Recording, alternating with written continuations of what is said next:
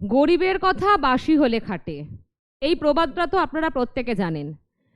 প্রথম থেকে এসএসসি বিষয়ে যে সমস্ত ভিডিও বৈঠকে ইনস্টিটিউশন নিয়ে আসছে, প্রত্যেকটা ভিডিওতে একই কথা বলেছি যে এসএসসি বা এসএলএসটি হতে চলেছে।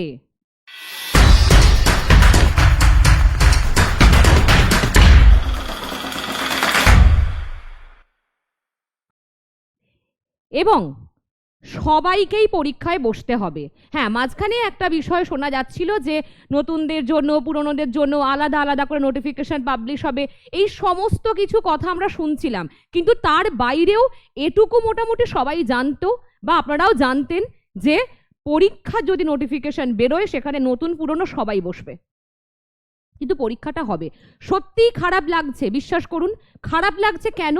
কারণ এতদিন ধরে আন্দোলন করে তাদেরকে, এই যে সমস্ত শিক্ষকরা এখনো পর্যন্ত আন্দোলনে বসে আছেন, তাদের পুলিশের লাঠি খাচ্ছেন সব, তাদেরকে নানান রকম কি দেওয়া হচ্ছে, হাতের কাছে দেওয়া হয়েছিল রিভিউ পিটিশন, এই সেই অনেক কিছু করবে রাজ্য সরকার, কিন্তু আসলে হলো না। খারাপ লাগছে তাদের জন্য যে এতদিন পরে তাদেরকে আবার পরীক্ষায় বসতে হবে, কিন্তু সত্যই মহামান্য সুপ্রিম কোর্টের ওপরে আর কেউ নেই। আর সেটার প্রমাণ আমরা আবার পাচ্ছি আজকের যে সাংবাদিক বৈঠকে বিকেল 5টার সময় বাংলার মুখ্যমন্ত্রী, পশ্চিমবঙ্গের মুখ্যমন্ত্রী যে কথাগুলি বললেন, তিনিও এই সংবিধান বা কোর্টের ঊর্ধ্বে নন। তাই সেই কারণেই 30শে মে শিক্ষকদের নোটিফিকেশন আসতে চলেছে। 30শে মে বিজ্ঞপ্তি প্রকাশিত হবে, আর মাত্র হাতে 2 দিন, সামনে শুক্রবার। যেহেতু এখানে আর মানবিকতার প্রশ্ন নেই, এবার সবাইকে ময়দানে নামতে হবে, লড়তে হবে, প্রত্যেককে পড়াশোনা শুরু করতে হবে। প্রথম দিন থেকে বলছি যে আপনারা একটু পড়াশোনা তৈরি করুন, সেলফ স্টাডি করুন, নিজেরা পড়ুন। আমাদের কাছে যে সমস্ত স্টুডেন্টসরা আছে এখনো, তাদেরকেও অনেক আগে থেকেই আমরা বলেছিলাম যে এইভাবে নিজের প্রিপারেশন বন্ধ না রেখে শুরু করে দাও। যারা পিএসসি পড়ছিল তারাও পাশাপাশি এসএলএসটির জন্য তৈরি হচ্ছিল, আমরা তৈরি করছিলাম। তার কারণ এটা খুব ভালো করেই আমরা জানতাম যে নতুন পুরনো সবাই বসবে, তাই তো? তাহলে নোটিফিকেশন আসছে 30শে মে, শুক্রবার, আগামী শুক্রবার। একটা বিষয় কি জানেন তো, কিছু সময় আমরা দেখি যে কিছু খারাপের জন্য সবাইকে সাফার করতে হয়। এক্ষেত্রেও তাই হয়েছে, অযোগ্যদের জন্য যোগ্যরা সাফার করছে, কিন্তু আর কোনো অপশান নেই। বলতে খারাপ লাগলেও এটুকু আমরাও চেয়েছিলাম, যোগ্যদের চাকরি থাকুক, নতুন তো অনেক মানুষ আছে, অনেক ছাত্রছাত্রী বসে আছে এত বছর ধরে বিএড ফিএড করে, তাদের সুযোগ দেওয়া হোক। এটা আমরা প্রত্যেকে চাই বা চেয়েছিলাম মানবিকতার দিক থেকে, কিন্তু মানবিকতার ঊর্ধ্বে যায় কি? সবার ঊর্ধ্বে আইন, সংবিধান, তারও ঊর্ধ্বে কি? সেটা হচ্ছে সুপ্রিম কোর্টের অর্ডার, সেই সংবিধান মেনেই যেটা দেয়া হয়েছে। সেই হিসেবে দেখুন, এখানে প্রত্যেকেই পরীক্ষায় বসতে পারবেন। এখানে থেকে একটা বিষয় খুব ক্লিয়ার হয়ে যাচ্ছে আমাদের কাছে যে নতুন পুরনো আলাদা করে এরকম কিছু বলা হচ্ছে না ঠিকই, কিন্তু পরীক্ষায় বসতে পারবে প্রত্যেকে। নতুন পুরনো সবাই পরীক্ষায় বসতে পারছে, এটুকু নিশ্চয়ই আপনি বুঝতে পারছেন, প্রত্যেকে বুঝতে পারছেন।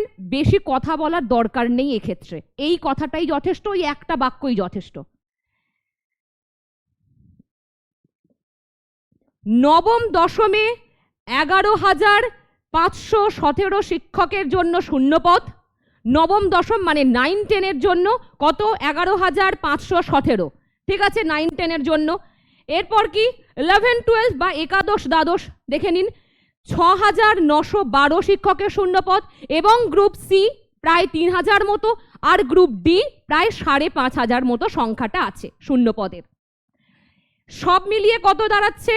সব মিলিয়ে দেখুন, শিক্ষক আর শিক্ষাকর্মী মিলিয়ে শূন্যপদ দাঁড়াচ্ছে 44,203, হ্যাঁ 44,203 শূন্যপদ থাকছে। যখনই আমরা দেখি যে এই শূন্যপদকে বাড়ানো হলো, ভ্যাকেন্সি বাড়ানো হলো, ভ্যাকেন্সি আপডেট করা হচ্ছে, সেক্ষেত্রে নিশ্চিতভাবে বোঝা যায় নতুনরাও পরীক্ষায় বসবে। ঠিক আছে, একটা বিষয় এখান থেকে দেখে নিন। আর একটা যেরকম ভালো খবর, সেটা কি, এরই মধ্যে একটু স্বস্তির নিঃশ্বাস, বয়সের জন্য কোনো রকম কিছু আটকাবে না। মানে এই যে 26,000 যে শিক্ষক বাতিল হয়েছিল বা শিক্ষকরা চাকরি হারা হয়েছিল, সেই 26,000-এর মধ্যে যোগ্য শিক্ষকদের বয়সের রিল্যাক্সেশন থাকছে। পাশাপাশি এটাও মহামান্য মুখ্যমন্ত্রী বলেছেন, মাননীয়া, তিনি এটাও বললেন যে অভিজ্ঞতা বা এক্সপিরিয়েন্সের উপর একটা নাম্বার দেওয়া হবে। আপাতত এখনো পর্যন্ত এটা তিনি বলেছেন, তার ঘোষণা অনুযায়ী আমরা বলছি কথাটা।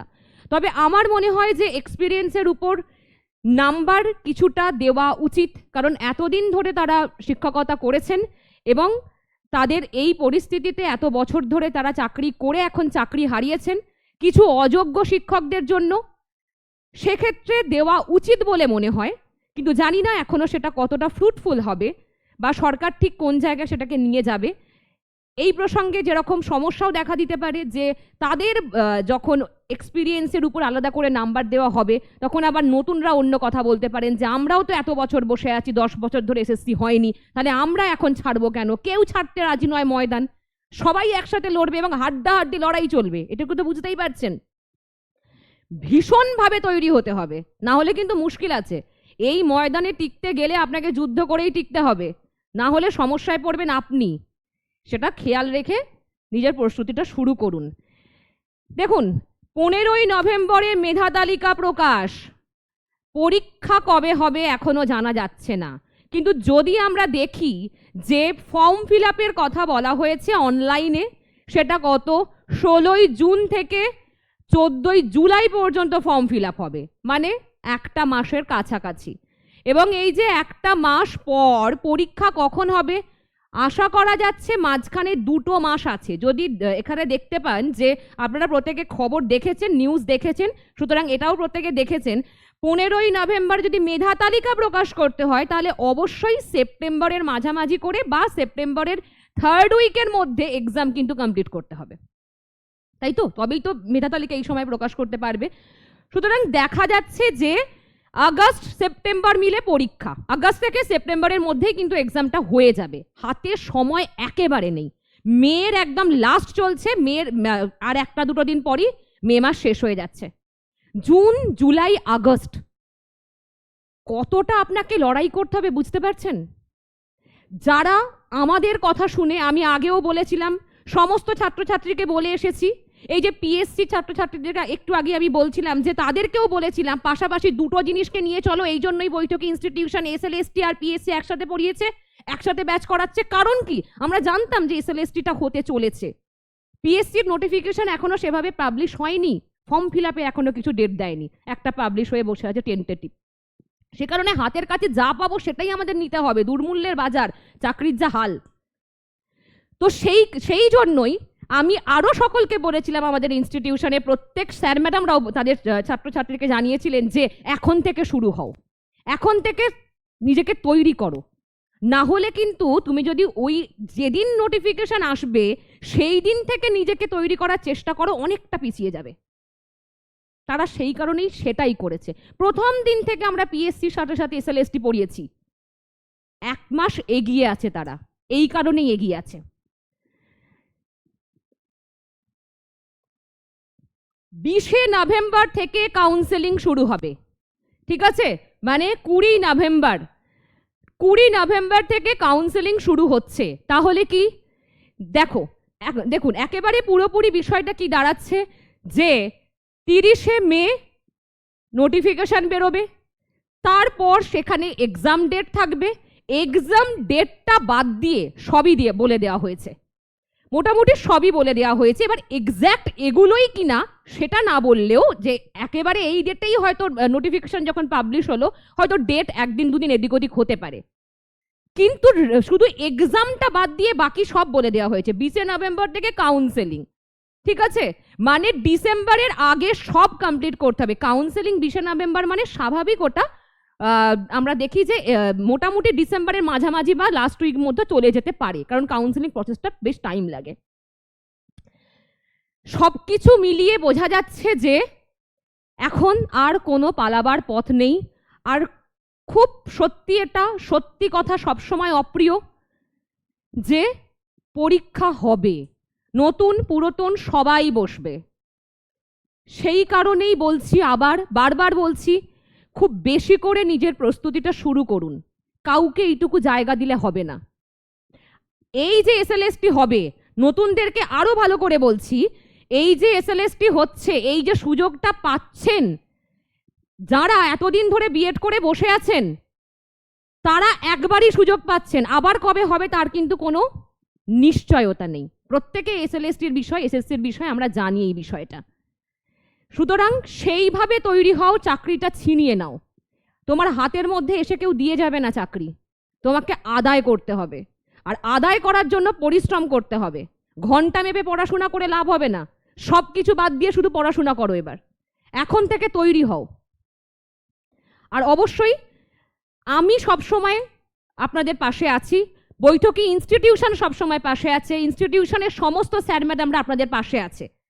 সেই কারণেই সমস্ত গ্রুপগুলো, যেগুলো আপনাকে, এটা বলছি না যে আপনি এখানে ভর্তি হন, আপনাকে ভর্তি হতে হবে না, আপনি নিজে পড়াশোনা শুরু করুন। আপনারা যাদের চাকরি গেছিল, যাদের চাকরি গেছে, তাদের যে এতদিনের যে চাকরি আপনারা করেছেন, যেই শিক্ষকতা করে এতদিন ধরে মাথা উঁচু করে সমাজের মধ্যে দিয়ে হেঁটে গেছেন, সেটা আবার ফিরিয়ে আনুন।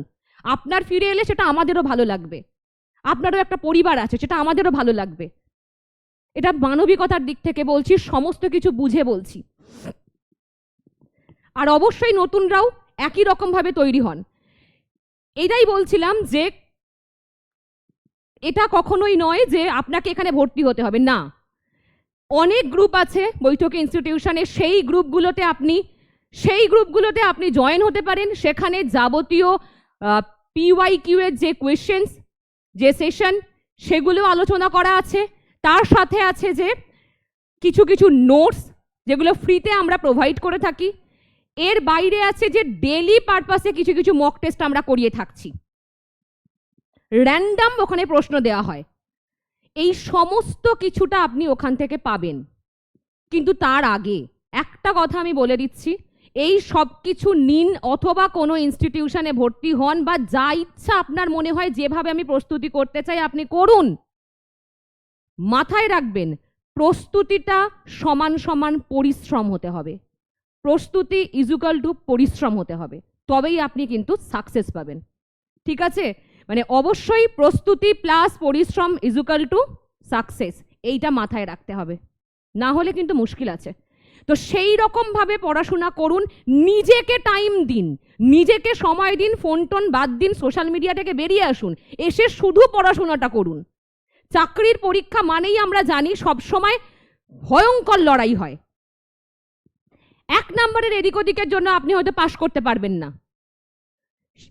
এই অনিশ্চয়তা যেন একদম প্রথম দিন থেকে না থাকে। প্রথম দিন থেকে নিজেকে একদম প্রমিস করুন যে আমি আজকে থেকে নিজেকে কথা দিলাম, আমার যোগ্যতা আমি ছিনিয়ে নেব।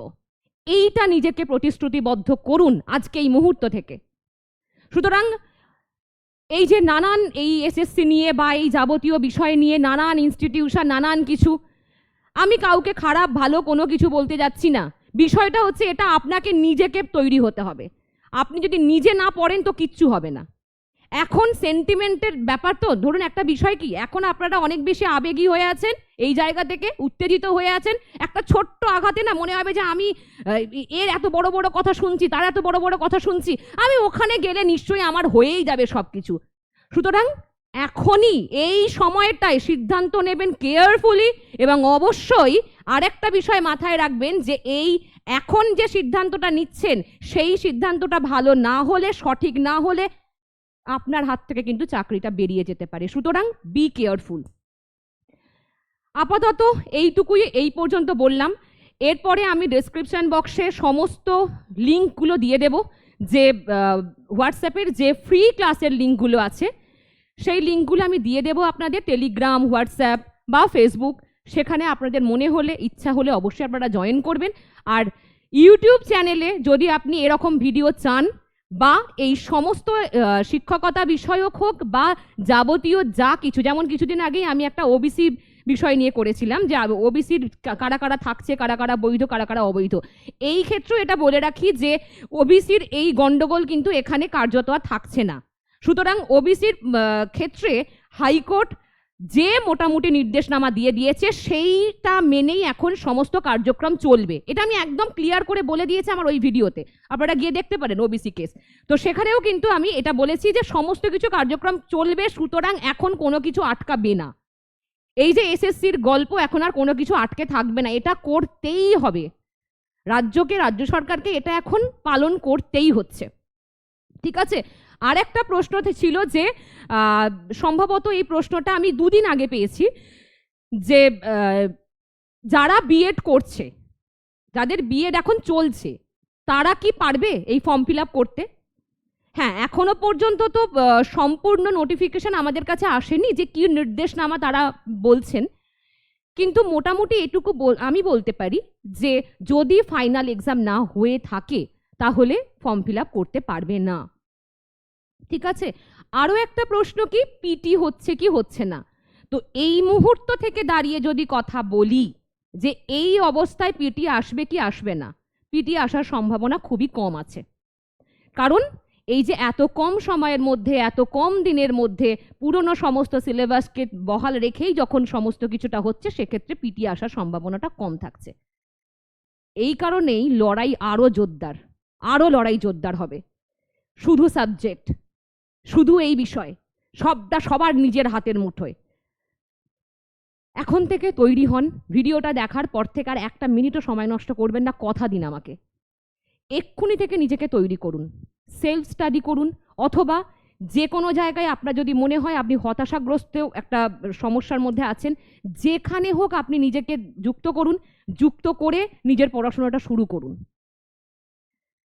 আপনাদের সাফল্য আমাদেরও সাফল্য, আমরাও খুশি হব যদি আপনাদের এই জায়গা থেকে আবার আগের জায়গায় আপনারা ফিরে যান। যারা যে সমস্ত শিক্ষকের চাকরি গেছে তাদের কথা বলছি। আর নতুনদের জন্য বলবো, যারা খুব স্বল্প টাকায় 2000, 5000, 6000-এ কোনো স্কুলে, বেসরকারি স্কুলে বা কোনো সংস্থায় দাঁতে দাঁত টিপে পড়েছিলেন, এবার তাদেরও কিন্তু স্বপ্ন পূরণ হতে চলেছে। আর এই ভিডিও দেখে আশা করি আপনাদের এসএসসির যাবতীয় কবে পরীক্ষা, কবে কি ফর্ম ফিল আপ, বা কি নতুনরা বসতে পারবে, কি পুরনোরা বসতে পারবে কি, সব নিয়ে আমি আপনাদের ডাউট ক্লিয়ার করতে পেরেছি আশা করছি। আগামীকাল কি করে আমরা প্রিপারেশন শুরু করব, কোন অংশগুলোকে বেশি পড়ব, কারণ হাতে মাত্র 3টে মাস।